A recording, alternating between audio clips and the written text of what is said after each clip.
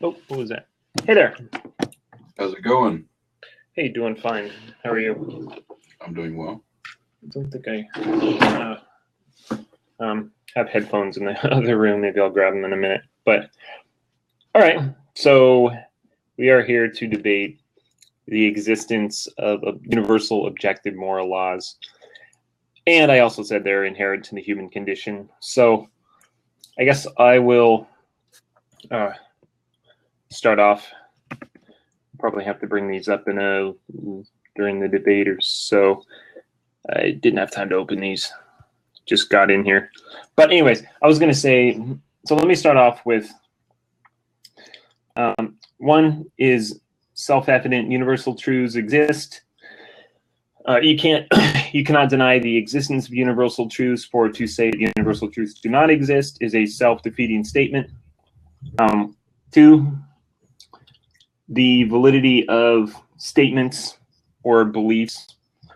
Self-evident that truth exists, and so statements can be right or wrong, and so I state that statements, the truth of statements are absolute, whether it's true or not. And consistency, no man can deny moral laws and exist and live within that belief consistently. So that's actually the chief argument I was going to have, is the idea that no man can live consistent with the idea that there are no moral truths. So the philosopher can stand in the classroom and say that morality is relative, but the minute he leaves the classroom and he finds his car broken into, he calls the police and demands justice for the moral wrong that has been committed upon him. And so that's kind of the basis of my claim here. Okay. And I kind of point to, well, maybe I'll do it later, but I was going to point to Nietzsche and Chesterton, some of the things they've said. That Nietzsche, now I've argued the idea of moral truths and truth itself requiring the existence of an outside force, a creator or a god. I've done a few debates on that. I'm actually going to debate the existence of, or the basis of moral laws coming up here. I was supposed to do it on Saturday, but he had a baby, so I don't want to get too much into their source and reveal my hand to him. But if you have any objections there. So I like Chesterton, G.K. Chesterton, Man in Revolt. The new rebel is a skeptic and will not entirely trust anything. He has no loyalty, therefore he cannot really be a revolutionist, and the fact that he doubts everything really gets in his way when he wants to denounce anything. For all denunciation implies a moral doctrine of some kind, and the modern revolutionist doubts not only the institution he denounces, but the doctrine by which he denounces it. As a politician, he may cry out that war itself, or war is a waste of life, and then as a philosopher that life is a waste of time. A Russian pessimist will denounce a policeman for killing the peasant and then prove by the highest philosophical principle that the peasant ought to have killed himself. The man of this school goes first to the political meeting where he complains that savages are treated as if they were beasts, and then he takes his hat and umbrella and goes to the scientific meeting where he proves that they practically are beasts. In short, the modern revolutionist, being an infinite skeptic, is always engaged in undermining his own minds. In his book on politics, he attacks men for trampling on morality. In his book on ethics, he attacks morality for trampling on men. Therefore, the modern man in revolt has become practically useless for all purposes of revolt. By rebelling against everything, he has lost his right to rebel against anything. And so, do you want to take up any of that? Well, as it seems to me that based on how you set up the debate here, there are 4 questions that you're going to have to answer substantively and convincingly. First, you're going to have to show that moral law does exist. We can agree with that. You'll have to show that if moral law exists, that it is objective. Then if it's objective and it exists, you'll have to show that it is universal. And finally, if you happen to somehow show that it is both universal and objective, you'll have to show that it is inherent to the human condition. We can agree that if you don't show all those, then you haven't succeeded in the debate, right? Well, Now, I agree. I believe it should be preponderance of the evidence. So I should, if I can show there is a reasonable man can conclude that there is significant evidence sure. to show that moral laws exist, which I think everybody believes they do, whether or not you can say they do or not. As Chesterton said, many philosophers will say all morality is relative, but no man can live consistent with that belief because they are always saying something is wrong. And by saying that, they're saying you are wrong in doing what you do, and you should be like me, which is the right way. And they are making a universal truth claim. All right. Now that's I mean, that's one way to look at it. And I think what you're going to run into, some significant objections to that. So if we can go with what is moral law, I mean, do you agree that we can think of moral law? I've just looked it up here on the dictionary, is an absolute principle defining the criteria of a right action. We can agree with that, right? Yeah. And we can say that moral law is going to be based on one of two possible sources, either a divine ordinance, say maybe something like divine command theory, or through a truth of reason, something that is reasoned, that we as human beings reason out of the natural world, right? Yeah, and again, I don't think the second one is viable, but I believe you must obtain universal truth from a creator being, a God. Someone transcended from this existing earth, but I understand that some people will claim the other one. Yes. Okay. Now that you have two different, problems that you're going to run in, if you think that divine ordinance is a possibility, and that's what you're going to build your case upon, then to do so successfully, you're going to have to overcome the objection that with divine ordinance, any morality is going to be necessarily subjective, and it is simply the decree or the whim of the divine being that is doing the ordaining. Okay, so there are debates within Christianity that say, where is what is right because God declares it, or does he do it and therefore it's right, or where does it come from? But as humans on earth, time, space, and matter, we are subject to the laws. We're subject to the physical laws that are here, and we're subject to moral laws that are placed upon us, that are granted to us. And so these are not subjective to us. Now we could debate whether or not they're subjective outside the universe. In again, the transcendent being passing certain laws down upon mankind makes them not subjective to us as humans. They are absolute universal truths.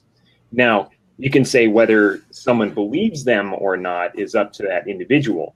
But again, I would claim that they are inherent, and the fact that there is no person that can both say and live with the idea that there is no right and wrong. So I'm going to have to push back a little bit on that. If you're saying that moral laws are universal, then you're just saying, well, what you're actually saying, or what it seems like you're intending to say, is we only care about human beings, and then you're admitting right off the bat that moral law is going to be subjective, that it's God decrees it, so it's subjective. Since it is decreed, since it is ordained, then it is necessarily by definition subjective. Well, no, they're not subjective. They are absolute.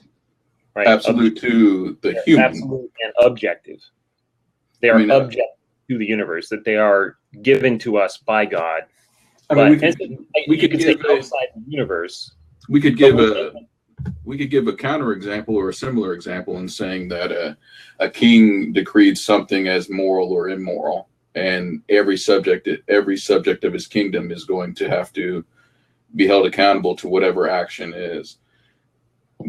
they take as being moral or immoral. No one would argue that the definition of moral or immoral in that case is completely subjective because it was decreed by the king. Now if we can push it back a level, then you're talking about God. I don't understand how you can make the justification that all of a sudden, because it's decreed by, say, a divine being, and in what the case you call God here, that now it's not subjective, that it's just, it all of a sudden becomes objective. Well, let me say a human cannot declare whether something is moral or immoral. Humans can make man's law, but they cannot make natural law, right?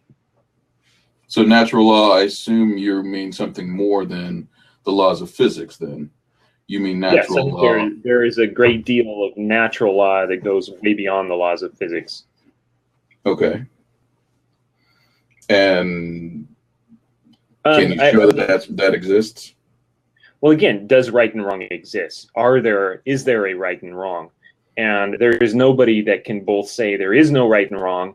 For when you say there is no right and wrong, and I say, oh, yes, there is, and they say, no, you're wrong, right there, they're declaring that there is a right and a wrong. Well, I don't think anybody would argue that there's no right or wrong in some form or another. I think the argument here is whether or not that right or wrong is universal, objective, and that it's a decreed law. I mean, for something to be from a humanist point of view, yes, okay. A naturalist point of view, everything would be subjective because there is no transcendent being to give us these moral laws to declare what to us is right and is wrong. There's no reason to think that one's actions is wrong, but merely I just don't like them, right? So if you're, I mean, that's from a naturalist point of view. Yeah, I don't think you can really come up. I mean, I think that's an oversimplification of the possible naturalist point of view. I mean, we can go with there's a a non-universal objective moral law that applies to all modern humans, based on, say, something that's in our DNA or our culture that transcends any individual's idea of what they feel is right, or it's not an emotional thing. It can be objective to specifically to humanity. That's why we don't think that dogs are immoral for fighting and killing each other. What we do think humans are. We don't. They're objective for us, but not universal. It's the exact opposite. The exact opposite problem of what you have universal laws that are necessarily subjective because they are decreed by an individual or an entity, in this case, God. Well, would you say that humans are at fault when they put dogs together to fight? Because most people think that that's wrong as well. Well, I mean, we could that humans are doing the action. We don't think what the dogs are doing is wrong. We think what the humans did is wrong. Yeah, and I think that's a problem in a naturalistic worldview, because what's the difference between a human and a dog? I mean, we within our culture have defined what we believe is morality, and that's going to be based on our own genetics, our universal human culture. I mean, things that purely subjective, though, right? I mean, objective. Well, I mean, it's purely subjective, right? We as humans think that humans are more important, and of course, not all humans think that. But in general, we'd say that humans are more important than dogs.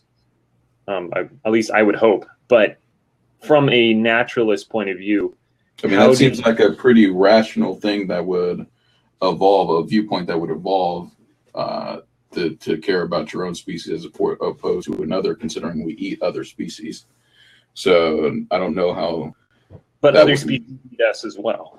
Yeah, we don't hold them morally responsible. We don't look at the bear and say that bear did right, because it's objective for another human, but it's not universal. I mean, to me, it seems, I guess maybe we're hanging up on what is universal. To me, I think universal would be that it would apply in every case to every iteration of life at all. I mean, if God decrees it, it's not just humans that have to follow it. It would be immoral for any animal, any alien, any human being to do a certain act that is immoral, because it's universal. So whoever did it would be breaking the moral law, right?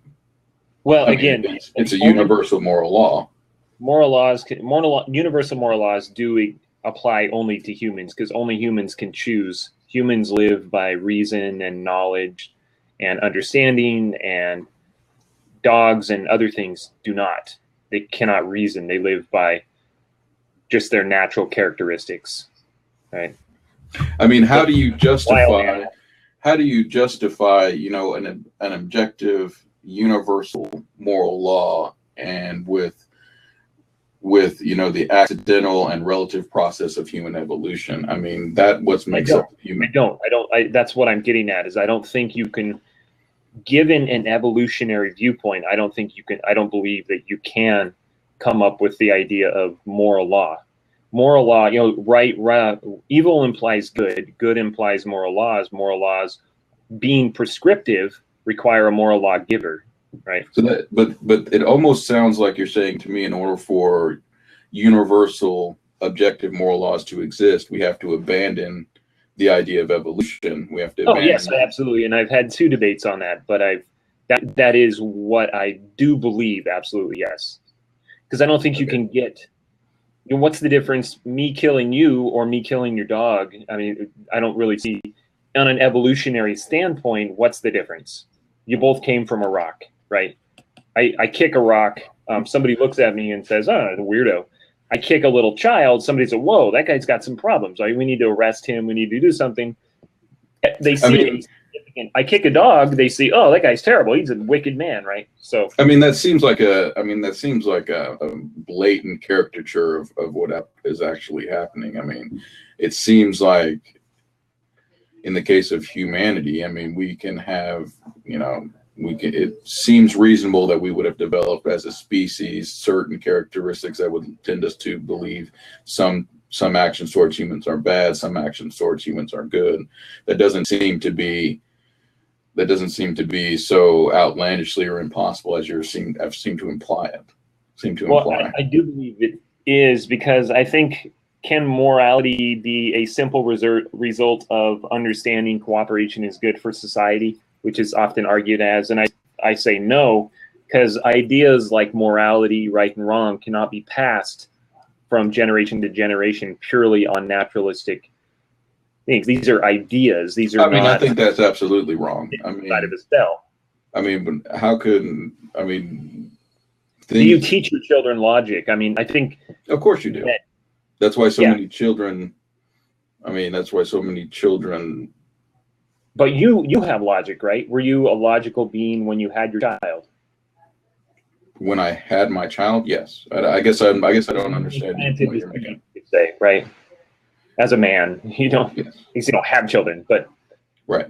So I mean, I guess I don't get your point. Is that I mean, do you accept that our genetics influence our behavior? I mean, it boils down to that. If you accept that our genetics, at least 50%, influence our behavior, and our culture 50% influence our behavior. I mean, if it is genetic at all in the influence, then I don't see how you could say that you couldn't have a tendency for there to be naturalistic morality, you know, objective morality that's purely natural and purely non-universal. I mean, you would have to deny the influence of the genetics 100% in order to reach your viewpoint, which is just, I mean, demonstrably false. As far as morality, no, genetics wouldn't play a role. I don't think ideas, period, would play a role. From a naturalistic point of view, how can you pass ideas from, or even reason or logic from one parent into the child without, you have to actually teach them, right? As they grow, you have to teach them things that you knew, like everything you knew when you're 30 years old and you have you impregnate your wife or whatever, and you have a baby. The baby is born as a tabula rasa, blank slate.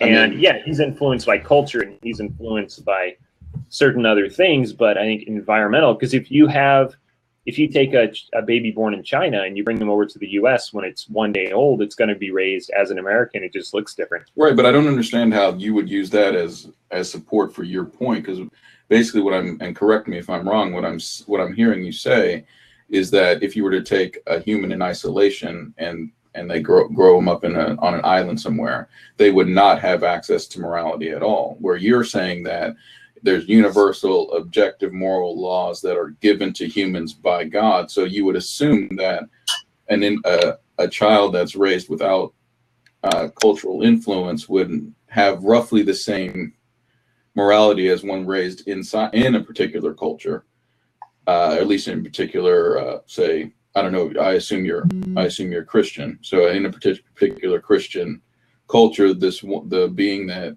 is the child that grew up on an island would develop the same moral law because it is, you know, given them by God. Yeah, Which I'm I mean, saying that that seems like, I mean, that seems, I don't know if there's any case, but that seems like that wouldn't not be the case. It's I would say it would be the case because, again, the idea of inherent, that murder is inherently wrong. Now you can overcome that internal belief and you can rationalize to yourself. Dr. Fernandez says that the easiest person to fool is yourself, right? I mean, I can lie to myself all day. I can just tell myself a few little lies. I'm like, yeah, I'm convinced. I can rationalize things, and so I can convince myself. But from the naturalistic point of view, I would say what you said, yes, that a child born in society and a child born all alone on an island, and somehow he grows up with wolves or something like that, right? Tarzan. Does okay. Tarzan have a natural moral instinct? Because he's not going to be taught anything by wolves. He can watch their behavior, I guess, cooperation maybe. But he's also going to see that wolves are aggressive, and he's going to learn aggressive behavior. Does that make it right? But he's going to know within him, from an unnaturalistic worldview, a creator worldview, that those inherent laws of right and wrong, murder, rape, theft, things like that, violations of other individuals, would be naturally wrong. Now, I'm going to just, I guess I'm going to have to reserve judgment on that. That seems to me a bold assertion that I cannot accept without at least some, you know, something backing up. That doesn't seem like a rational conclusion to me, considering that we know children don't display moral behavior when they're young. I mean, I assume you have children. I don't, but I No. I do I mean, know. Yeah, children do have. Children don't share. They fight. They hit. They bite. They care more about their own survival. They're more what I would call, you know, animalistic, and their moralities is different. If I would say almost non-existent as a young child, which seems that in the universal objective moral laws were true, that would not be the case. Well, when you're a child, you lack basic reasoning skills. It takes time for them to develop, right? Your ability to think, I mean, your ability to speak, things like that. But a child does understand property rights, right? I mean, your kids know what's theirs and what is not. Not until a certain age. I mean, they have no concept of self. They have no concept of property rights until a certain age, until they're at a certain capability. And we can imagine a simple condition where children would have a small change in their genetic code that would cause them to not develop that, or develop it differently. I mean, it seems like for that child that has the small change, they would understand morality differently. We have names for those people in our society, and because it is something that exists. I don't understand how you could possibly justify the demonstrable evidence that people have different moral outlooks when we have, if you in a universe where there's universal objective moral laws. I mean, it seems like any I mean, you would have to almost be rejecting the fact that, you know, sociopaths are real, or that psychopaths are real, or people that have any sort of disorder that would cause them to have different set of morals. I mean, you'd have to just reject that those are real, because accepting that they have a change in their brain chemistry negates your argument that it's universal and objective. Well, can they be taught though? Well, I mean, they can't. If it depends on what the. Say that again. I'm sorry. So the naturalistic point of view would be that you can somehow teach them, right? I mean, there's some people that cannot be taught, and they can learn how to behave. I mean, to me, it seems like you could teach somebody to act moral. You cannot teach somebody to understand morality in a certain way. I mean, you could beat a child who's bad behavior until they learn that, you know, acting in a certain way causes them pain. So you could switch out morality for fear, but that's not learning morality. I mean, but none of that should have any. If that stuff exists, and it shouldn't in a God given world where universal objective moral laws exist, because then I would assume that you think minds exist, and then there would be there'd be a direct connection between the God and then mind, and so there would be the physical makeup of the brain would have no impact on their understanding of universal objective moral laws. So, I mean, it seems a lot to claim that none of those exist. Well, I would definitely say that the non-physical mind is where certain ideas exist, right? Ideas are non-physical things. You would agree, right? Well, I mean, I'm more of like, I understand what you're saying. No, I think everything is physical. I'm a hard determinist, but right. So are you? Another example I would ask is free will, right? Right. Is there free will? So I got into a really good debate about that as well. Mm-hmm. That's something that's really becoming more popular today, is that free will doesn't exist.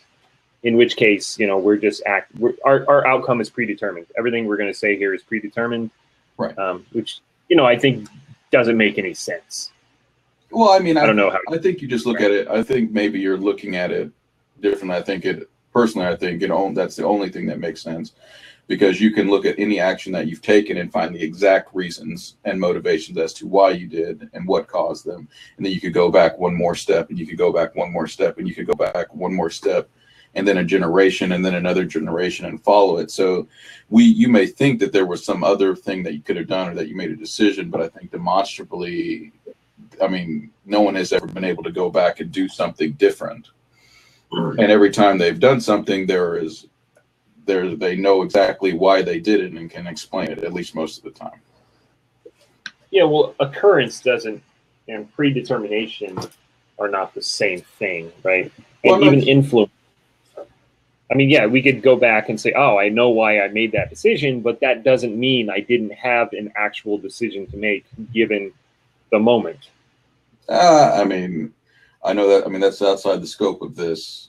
I mean, I would say that's outside the scope of this debate. So anyways, we were talking about the idea of non-existent worldview, or a non-physical worldview, that non-physical things exist. Can you weigh a thought? Well, no, yes or no? No. I mean, you would say you're purely naturalistic. I would say thoughts don't exist in the full definition of what a thought is. So, I'm thinking of a number between 1 and 10. Right? So under an MRI, I could highlight the exact neurons in your brain and the pathways that follow that thought. So that's what the thought is. We think we have a folk definition of what it is, one that has worked to help us as we develop culturally and evolutionarily. But that's all it is. Yeah, from a purely naturalistic worldview, yeah, you can weigh a thought. It's just a couple chemicals getting together in the brain. There is no mind. It's just the brain acting. Yet, we hold people morally responsible for those thoughts, right? Dr. Fernandez debated, I think, Louder, or I forget his name, but in a debate, he asked him, hey, the atheist was saying, a lot of debate, he was talking about Timothy McVeigh, and he blew up a building and killed 150 people, all allegedly. But he was complaining about that, saying that was evil. And then he said, "Can you weigh a thought?" Oh yeah, you can weigh a thought. And I said, well then, why are you making a moral declaration on the acts of this individual, given that his thought was just predetermined, perhaps, and it was just chemicals in the brain? It's no different than getting a cold. You don't blame somebody for getting a cold, or you don't blame someone for raising their arm. You blame someone for lowering their arm with an axe in the hand, right, on another child or an individual. But what is the difference if it's just chemicals?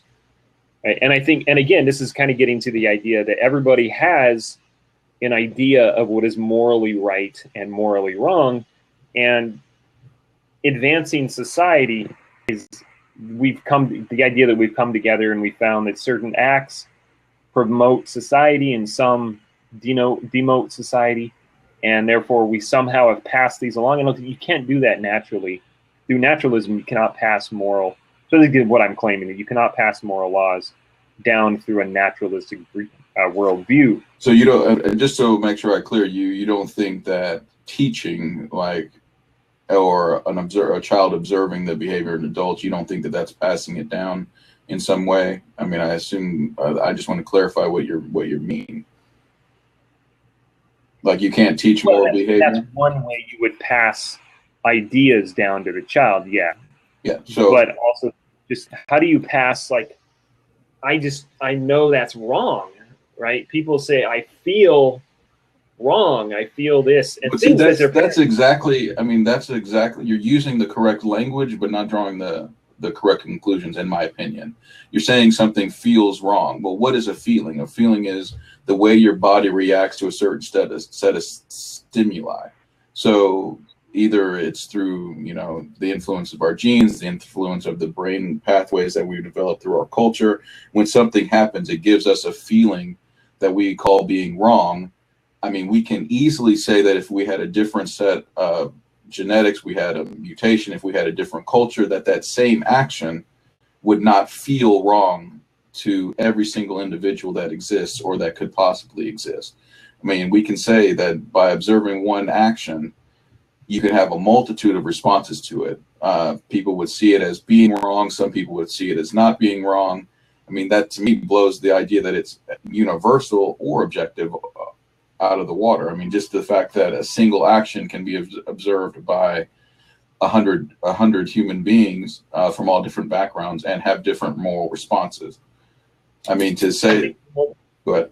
The action itself, people, if you murder somebody in cold blood, you ask 100 people, everybody's going to say, yeah, that murder is wrong. Now, you might ask them, oh, well, he did it because of this and that. Oh, well, maybe, maybe he had moral justification. But I mean, I think even then, people are going to say he had moral justification. I would point, but within him, the person that did the murders, even people that kill people completely right, like in war, right? They come back, flashbacks. They have problems with that. Okay. Do you deny that people exist who have killed people and they do not find it morally wrong? That they find it, say, enjoyable, or they find it morally justified, or they don't have a problem? They don't see it as being morally wrong. Do you deny that those people exist? Very rare cases out there. So you accept that those people exist, and what's different from them? So yeah, you talk about the psychopaths again. I would say yes, there are people out there, but I think that if you really got down to it, they realize they have done something. What's his name? Charles Manson, right? A serial killer, or he had other people kill for him. I mean, how in your worldview, where universal objective moral laws exist, can you possibly justify the existence of somebody like Charles Manson, someone who kills and then eats people?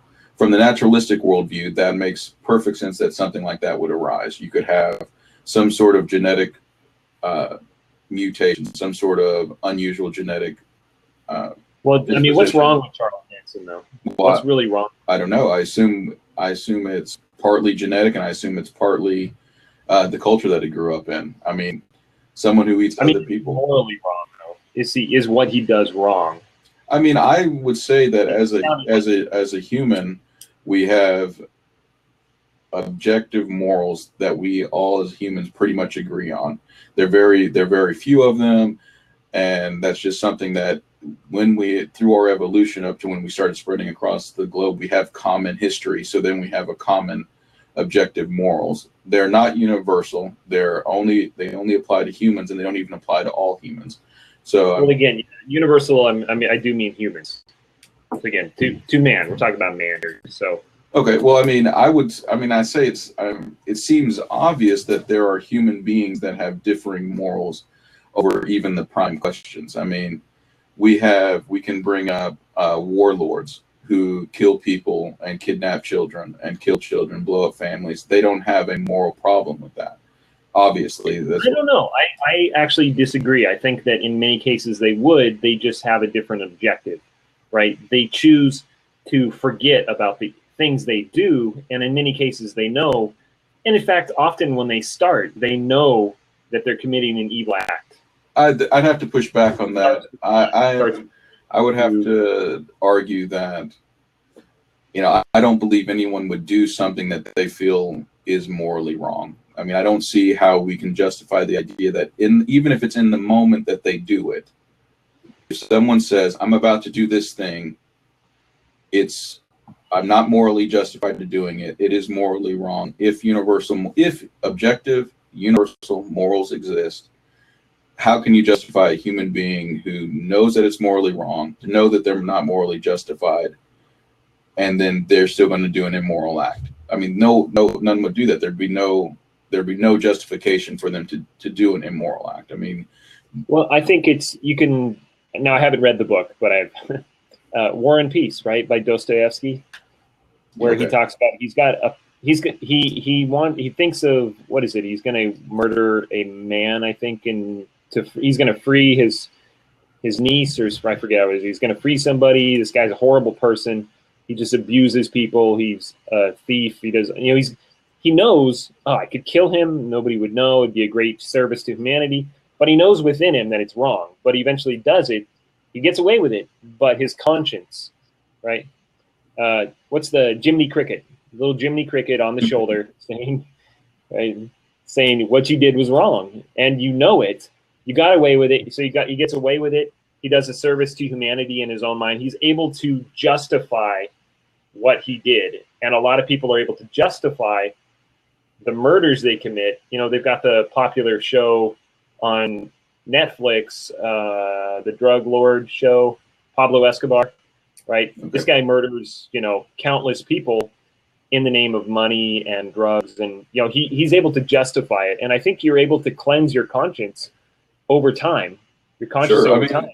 Like I said, if you do something, you can find a way to justify it. But if you can't find a way to justify it, and you know that it's morally immoral, I don't see how you could say that someone would do it. And we know that people do things that they can't justify that are obviously immoral, but they do it because they don't feel that it's immoral. I mean, I just don't see how you could justify a statement like everyone believes that X action is immoral in every case, when we have cases. I mean, there's how many 7 billion human beings? There's at least one person who feels that whatever case you're going to say is immoral, feels whatever action that is a moral action to do it. Or you don't even have to, I don't even have to argue that the person says that it's a good that they're doing. It could just simply be amoral. There are people that have no morals, that every single action is amoral. So an argument against somebody doing that, since our objective universal morality is simply somebody who's completely amoral, who will just do whatever and have no guilt about it whatsoever. I mean, surely you can't deny that there are people who don't feel guilt. I mean, that is, I would have to go back and find a term for it, but I think there are actually a term in psychology for people that do not have guilt and can do any action and it doesn't bother them, and they don't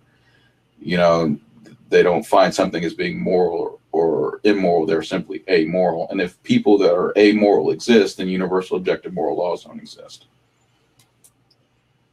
So if we find a couple exceptions to the idea that they are inherent to all humans, I don't think that would destroy the basic idea that they are inherent, at least to the vast, with a few minor exceptions because they have some kind of defect. And from the Christian worldview, we would say man is created perfect, he fell, he's corrupted, right? Okay, I mean, if we're going to argue specifically from the Christian worldview, then I'm just saying the worldview, though. Yeah. Just from the worldview, then you would also have to go that universal objective morality does not change over time. What is immoral today was immoral 2,000 years ago, was immoral 10,000 years ago. That's something that you would believe, right? Yes. But we know there are clear demonstrations of things that were immoral and were immoral enough to cause punishment in the Bible that are no longer considered immoral. So either there's a difference, though. I mean, There there's are always there's always a difference, but it's well, I'm universal. saying some things were not in the Bible. They're still immoral. There are still moral and immoral things in the Bible that 4,000 years ago were immoral, and they're all, if they were immoral back then, they are immoral today. But I don't know if you're getting into the code. Well, no, I wasn't going to go. I mean, I wasn't going into specifics. We're just doing general. I mean, even if there's just simply one action, all it would take is one action that is that it was considered and known to be immoral, that is now known to be moral. If there's even one, then you can't say that anything was universal. That Okay, I mean, but again, we're getting to the idea that do people accept it as moral now, and they thought it was immoral back then? That doesn't change the fact that whether or not it's universally immoral, right? But it makes it to where there's no way to tell, and if something is no way to tell, it's just as well shouldn't exist. I mean, if you have a moral law that doesn't impact behavior and can't even be discovered with any real sense of certainty, then I would say that it doesn't exist. That's evidence that it doesn't exist. That if something was moral then and is immoral now, then that is evidence that a universal moral law doesn't exist. I mean, you can say, well, no, we're right now, they were wrong back then. The entire belief system of Christianity was wrong, or 90% of them was wrong. I mean, but that just seems like a assertion, not anything that you could actually ever prove. Then we're getting into the idea of subjective views of objective truths, right? Well, you're saying today, if let's say say murder is morally immoral to that 4,000 years ago, and today we say, well, maybe it's not so bad. Does that mean that murder has always been immoral? Or is it possible that it could have been objectively immoral? Yes, cold-blooded murder has always been wrong. Sacrificing 2-year-old babies on the burning altar 4,000 years ago, evil, immoral. Today, evil, immoral, right? But now, that was double. You have to go back, to double inscrutability then. I mean, you can't say, well, they were wrong then because we have a better understanding now. Well, maybe your understanding is wrong now and theirs was correct then. That's a naturalistic worldview, right? But I'm saying from an objective point of view, things, no matter what time and day it is, they are immoral. Whether or not humans or whether or not society views it differently today than they did 4,000 years ago is immaterial, because the fact of whether or not it's right or wrong doesn't change, right? If we're assuming that an objective universal moral law exists, then it wouldn't change. But I'm not assuming that, and I'm using the evidence of the fact that what is considered moral and immoral does change as evidence against a universal objective moral law existing. Consider if a large groups of people, say large groups of Christians, consider an act to be moral, we could assume that a universal objective moral law that's given by God would be available and they would understand it, right? We can assume that if it exists, they would have access to it. So then it doesn't mean that they would access it, right? So you have a key doesn't mean you open the locker. So again, we're looking at a subjective view of an objective. But then how do you justify assuming that the objective truth is still there when you have different people from over at different periods of time saying different things are right? I just don't see how you can, hold the view that it exists against the preponderance of evidence that it doesn't exist. Well, we have to get into certain specific examples to get into more detail, but again, if you're looking from a Christian worldview, then the law was handed down to us, right? But again, we say it was written on the hearts of man, that both the immoral individual and the moral individual, or the Christian and the non-Christian, or the Jew and the non-Jew, they all have written on their hearts the idea of what is right and wrong objectively. Whether or not they view that, decide to do it, is different. So do you think the same instructions written on the hearts of men 2,000 years ago as are today? Yes. Are there behaviors, at least some of them, moral behaviors different today as it was 2,000 years ago? The morality of their behaviors is not, but their behaviors are different. So we say objective morality, but subjective view of objective principles. Anyways, thank you for debating me. We got one.